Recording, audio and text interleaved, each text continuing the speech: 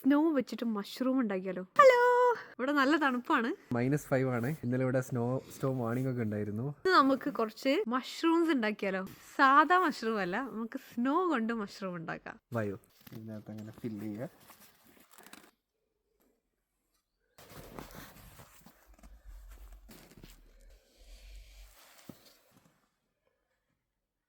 അങ്ങനെ നമ്മൾ കുറേ മഷ്റൂംസ് ഉണ്ടാക്കി.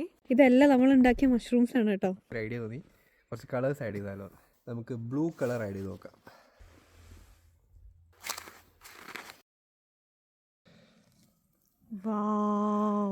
ഓ, നല്ല കളറായിണ്ടല്ലേ. പൊളിയായില്ലേ? അടുത്ത് നമുക്ക് റെഡ് ഉണ്ടാക്കാം.